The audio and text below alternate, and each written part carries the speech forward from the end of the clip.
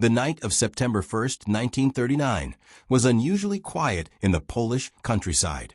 A thin fog drifted over fields of wheat, masking the narrow roads that led toward the border. In a small village near Wilen, families slept unaware that history was about to explode into their lives. At exactly 4:40 a.m., the silence was shattered. German aircraft roared overhead, their engines screaming like metal beasts. Bombs fell without warning, tearing through homes, hospitals, and churches. Within minutes, the village was burning.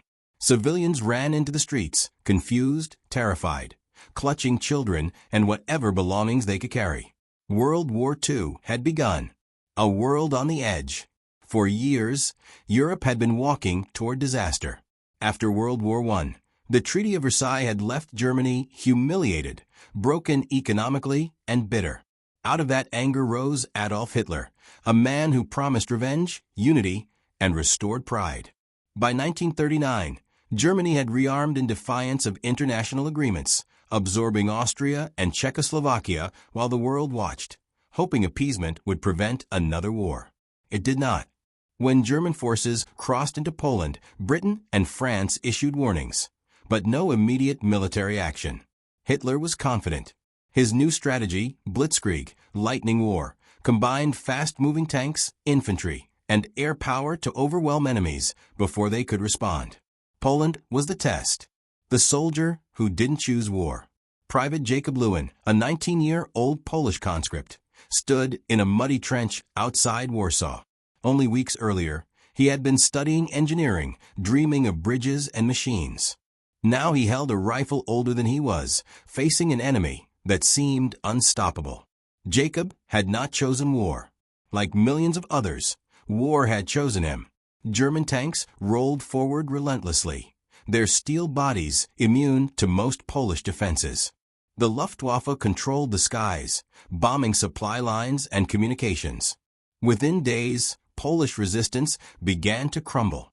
Still, soldiers like Jacob fought on, not for victory, but for time. Time for families to flee. Time for the world to wake up. On September 17th, the nightmare deepened. Soviet forces invaded Poland from the east, following a secret pact with Nazi Germany. Poland was being torn apart from both sides. Jacob's unit was ordered to retreat. He never made it home. Britain prepares for the storm. Across the English Channel, the mood was grim.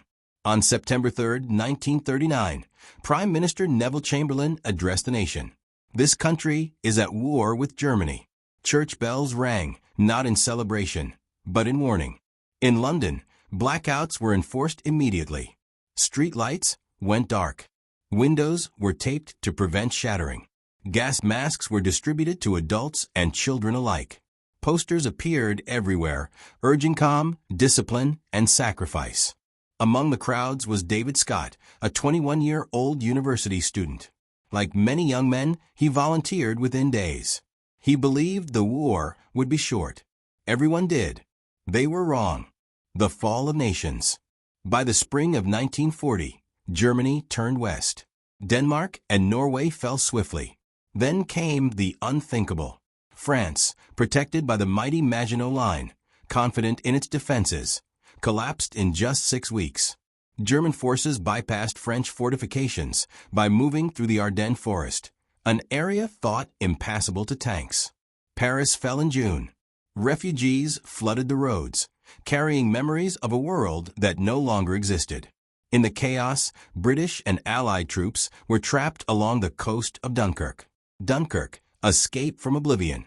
Between May 26th and June 4th, 1940, one of the most extraordinary evacuations in history took place. Operation Dynamo.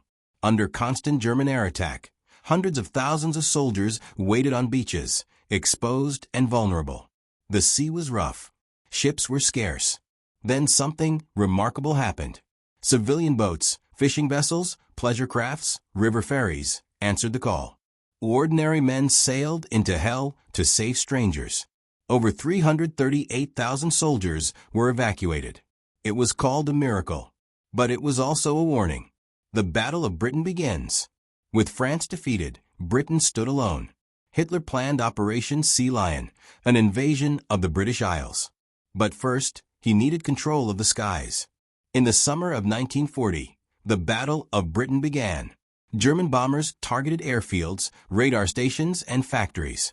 The Royal Air Force, outnumbered and exhausted, fought back with desperate courage. Fighter pilots, many barely out of their teens, scrambled into the air again and again. Prime Minister Winston Churchill spoke words that would echo through history. Never in the field of human conflict was so much owed by so many to so few.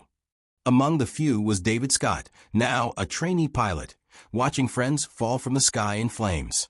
Britain did not fall. For the first time, Nazi Germany had been stopped. But the war was only beginning. End of part 1. The world was now divided. Cities burned. Nations had fallen. Millions were under occupation. And somewhere in the darkness, even greater battles were being prepared. Battles that would decide the fate of humanity itself. World War II Story, Part 2. By the end of 1940, the war had consumed Europe like a spreading wildfire. Nazi flags flew over Paris, Warsaw lay in ruins, and millions of civilians lived under occupation. What had begun as a European conflict was quietly transforming into something far larger, something global. For those living under German rule, survival became an act of resistance. Life under the boot. In occupied France, daily life was shaped by fear. German soldiers patrolled streets that once echoed with laughter and cafe music. Food was rationed. Radios were confiscated. Curfews were enforced with brutal precision. Marie Leclerc, a schoolteacher from Lyon, watched her city change. Jewish neighbors disappeared overnight. Shops were seized. Whispered rumors spread of camps in the east, places no one returned from. Marie joined the resistance not with a weapon, but with information. She carried messages hidden inside loaves of bread, memorized train schedules, and helped Allied pilots escape south. Every knock on the door could mean death. Resistance was everywhere, and so was punishment. The Gestapo answered defiance with executions, torture, and public hangings. Entire villages were destroyed in retaliation. Still, the underground networks grew, fueled by anger and hope. The war turns east. In June 1941, Adolf Hitler made his most catastrophic decision. He turned on his former ally. Operation Barbarossa, the invasion of the Soviet Union, was launched with over 3 million German troops, the largest invasion force in history. Hitler believed the Red Army would collapse in weeks. At first, it seemed he was right. German forces advanced hundreds of miles, capturing vast territory and millions of prisoners. Soviet soldiers, poorly equipped and badly led, died in staggering numbers. Entire armies vanished. But Russia was vast, and winter was coming. The land that would not break. As German troops pushed toward Moscow, the weather changed. Roads turned to mud. Vehicles froze. Supplies failed to arrive. Soldiers lacked winter clothing. The Soviet people paid an unimaginable price. Cities like Leningrad were encircled and starved. The siege would last nearly 900 days. Civilians ate glue, leather, even sawdust to survive. Over 1 million would die. Yet the Soviet Union did not surrender. Factories were dismantled and moved east beyond German reach.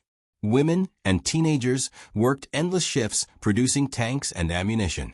New divisions formed, hardened by desperation. The German army, stretched thin and unprepared for winter warfare, began to bleed.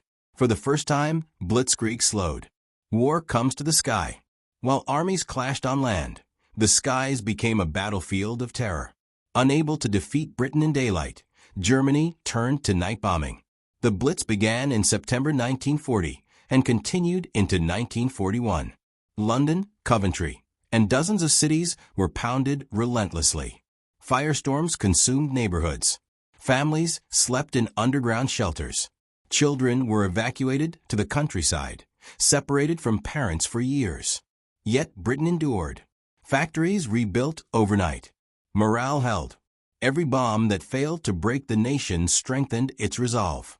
The war was becoming a test, not just of armies, but of societies. December 7, 1941. On a quiet Sunday morning in the Pacific, sailors aboard American ships at Pearl Harbor were eating breakfast. Many believed the United States would never enter the war. At 7:48 a.m., Japanese aircraft filled the sky. Torpedoes slammed into battleships. Explosions tore through steel decks. In less than 2 hours, over 2,400 Americans were dead. The U.S. Pacific Fleet was crippled. The next day, the United States declared war on Japan. Germany and Italy responded by declaring war on America. World War II had truly become a world war. A war without mercy. In Asia, Japan's empire expanded rapidly. Hong Kong, Singapore, and the Philippines fell. Prisoners of war were marched, beaten, starved, and executed. The Bataan Death March became a symbol of cruelty. Thousands died from exhaustion, disease, and brutality. Civilians suffered just as much. Entire cities were massacred. Women and children were not spared. Across the globe, the rules of war were disappearing. The Holocaust unfolds. While armies fought, a hidden crime reached unimaginable scale. The Nazi regime began the systematic extermination of Europe's Jews. Ghettos were emptied. Trains carried men, women, and children eastward to camps designed not for imprisonment, but for death. Auschwitz, Treblinka, Sobibor. Gas chambers operated day and night. Millions were murdered, not for what they had done, but for who they were. The world did not yet fully understand, but history was being stained forever. A shift in the tide. By late 1942, the war reached a turning point. In North Africa, Allied forces stopped German advances. In the Pacific, the U.S. Navy defeated Japan at Midway, destroying 4 aircraft carriers in a single battle. And on the Eastern Front, in the ruined city of Stalingrad, German forces were encircled. Winter returned. Supplies vanished. Escape became impossible. The once invincible German army faced annihilation. For the first time, defeat was no longer unthinkable. World War II Story, Part 3. By early 1943, the illusion of Nazi invincibility had been shattered.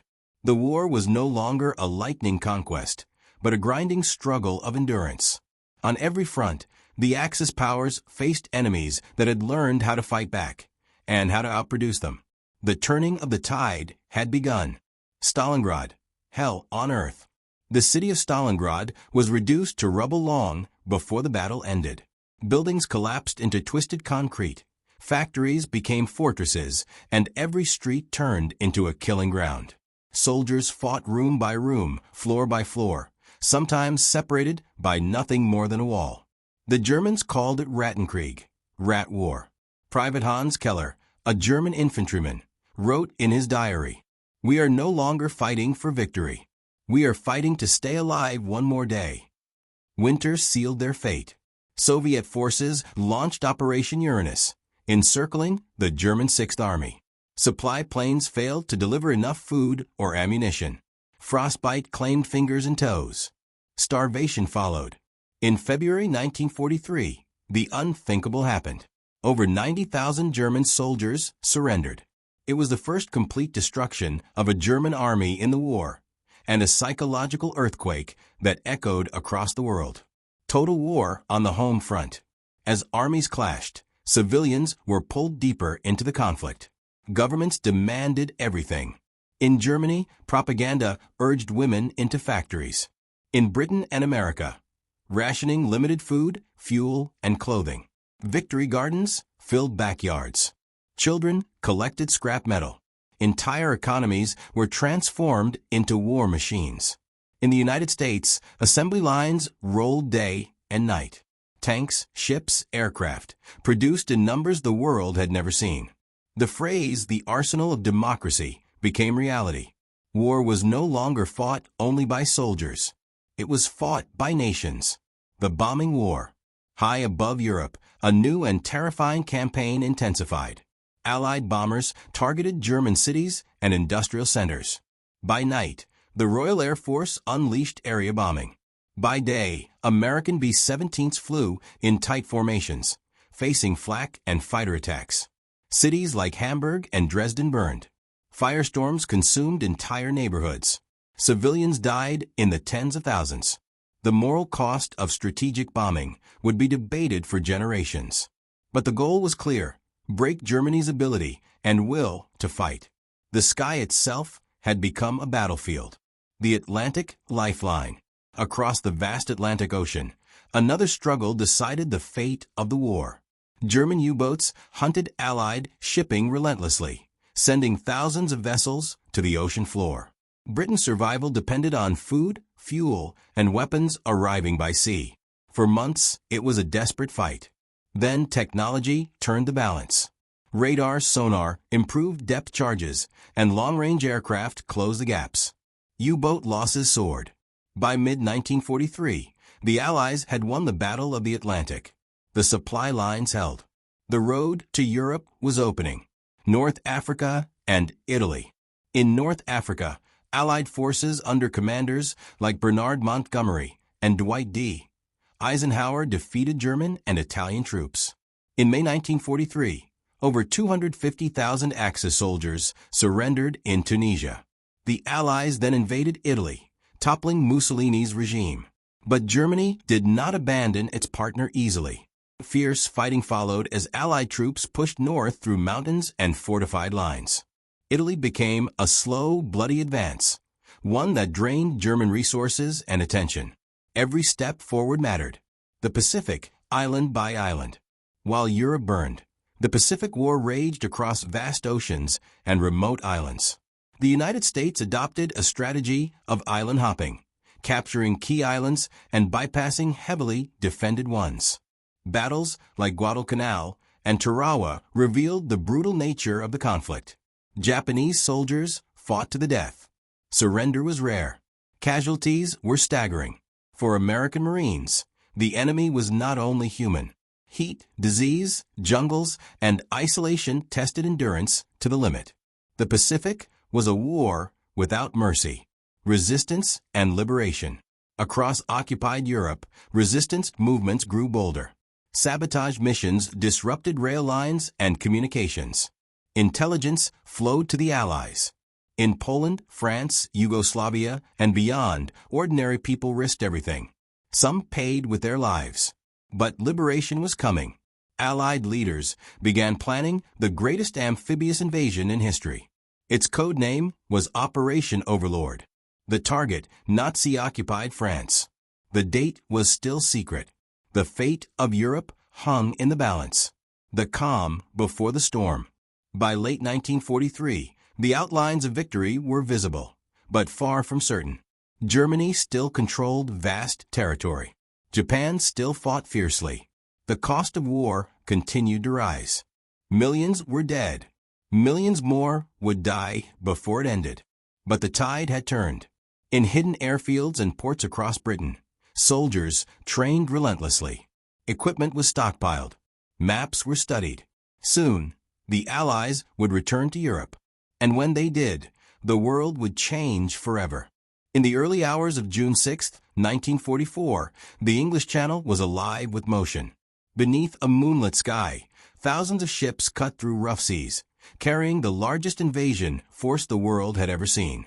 Soldiers sat silently, gripping rifles, letters, and photographs, knowing many would not return. The operation was called D-Day, a gamble for freedom. Operation Overlord was more than an invasion. It was a gamble that would determine the future of Europe. If it failed, Nazi Germany would gain years, perhaps enough to win the war. To deceive the enemy, the Allies launched Operation Fortitude, creating fake armies, false radio traffic, and inflatable tanks. German intelligence was convinced the main attack would strike at Pas-de-Calais. They were wrong. As dawn approached, paratroopers dropped behind enemy lines, scattered across the darkness. Many landed far from their targets. Some drowned. Others were captured or killed before they fired a single shot. Yet those who survived disrupted German defenses, cutting communications and holding key bridges. Omaha Beach, a wall of fire. At 6:30 a.m., the first wave hit Omaha Beach. What followed was chaos. Landing craft opened under machine gun fire. Soldiers were cut down before reaching shore. The beach became a killing field, bodies, equipment, and shattered hopes scattered across the sand. Units were pinned down. Officers fell. The invasion teetered on collapse. Then small groups of men did something extraordinary. Ignoring orders that no longer existed, they moved forward, climbing cliffs, silencing bunkers, clearing paths through obstacles. Courage replaced planning. By midday, Omaha was secured. At a terrible cost. The breakout. Over the following weeks, Allied forces pushed inland through the hedgerows of Normandy. Every field became a battlefield. German defenders fought with skill and desperation. But the Allies had air superiority, endless supplies, and growing momentum. In August 1944, American forces broke through at St. Lo, encircling German units in the Falaise Pocket. Thousands were captured or destroyed. Paris rose in rebellion. On August 25th, Allied troops entered the city. Crowds filled the streets. Bells rang. France was free. Germany retreats. As Allied armies advanced from the west, Soviet forces surged from the east. The German war machine, once unstoppable, was now retreating on all fronts. Cities were bombed relentlessly. Fuel and manpower ran short. Teenagers and old men were drafted into the Volkssturm. Still, Hitler refused to surrender. In December 1944, he launched a final desperate gamble, the Battle of the Bulge. German forces smashed through Allied lines in the Ardennes, creating a dangerous bulge in the front. For weeks, brutal winter fighting raged. But the Allies held. Germany's last offensive failed. The final push. By early 1945, Allied forces crossed the Rhine River. Resistance collapsed rapidly. Cities fell one by one. In the east, the Red Army advanced through Poland, uncovering the horrors of concentration camps. Survivors emerged skeletal, broken, alive against all odds. The truth of the Holocaust shocked the world. Berlin lay ahead. As Soviet troops closed in, Hitler retreated into his underground bunker. The Third Reich was collapsing above his head. On April 30th, 1945, Adolf Hitler took his own life. A week later, Germany surrendered unconditionally. In Europe, the war was over. Victory without peace. Celebrations erupted across Allied nations. Crowds filled streets. Flags waved. Tears flowed. But victory came at a terrible price. Entire cities lay in ruins. Tens of millions were dead. Families searched for loved ones who would never return. And in the Pacific, the war was not yet finished. World War II Story, Part 5 Final. In May 1945, Europe finally exhaled. After nearly 6 years of destruction, Nazi Germany lay defeated. Cities celebrated, soldiers embraced, and families prayed that the nightmare had ended. But halfway across the world, the war still burned. In the Pacific, Imperial Japan showed no sign of surrender. A war without surrender. Unlike Germany, Japan had been shaped by a military culture that valued death over defeat. As American forces advanced closer to the Japanese homeland, resistance only intensified. The battles of Iwo Jima and Okinawa revealed what awaited any invasion of Japan itself. On Iwo Jima, a tiny volcanic island, nearly 7,000 American Marines were killed. Japanese defenders fought from tunnels and bunkers, emerging only to kill. Of the 21,000 Japanese soldiers, almost none survived. Okinawa was worse. Civilians were trapped between armies. Suicide attacks, kamikazes, smashed into Allied ships. Over 100,000 Japanese civilians died. The island became a preview of the catastrophe an invasion of Japan would bring. American leaders faced an impossible choice. The decision.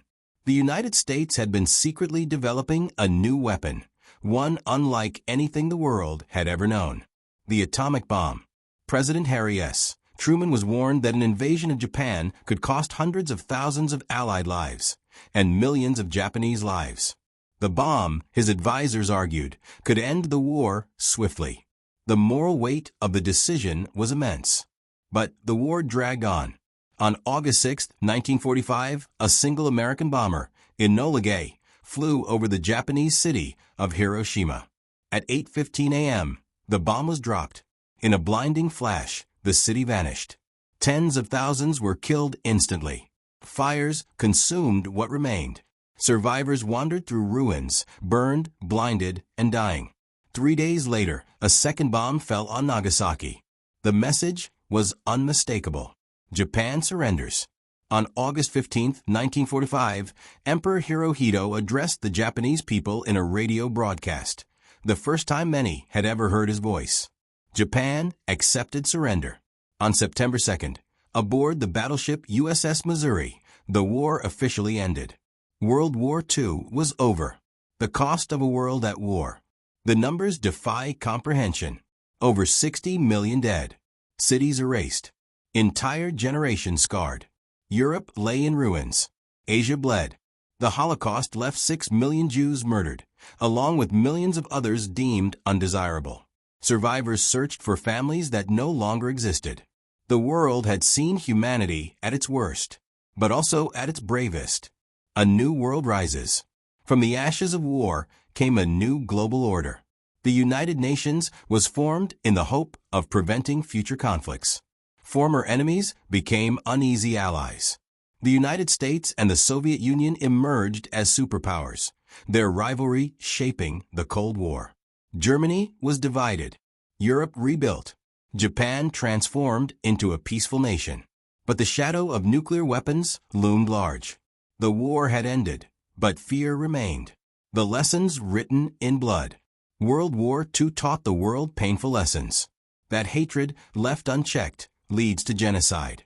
That technology can save lives or destroy cities. That ordinary people, placed in extraordinary circumstances, can show both unimaginable cruelty and unimaginable courage. Veterans returned home changed forever. Some never spoke of what they had seen. Others carried memories that haunted their sleep. Civilians rebuilt lives from rubble, and graves filled every nation. The echoes that remain, even decades later, the echoes of World War II are still felt, in borders drawn, alliances formed, and warnings remembered. It was a war fought by soldiers, but paid for by humanity. The greatest conflict in history ended not with triumph, but with a solemn promise. Never again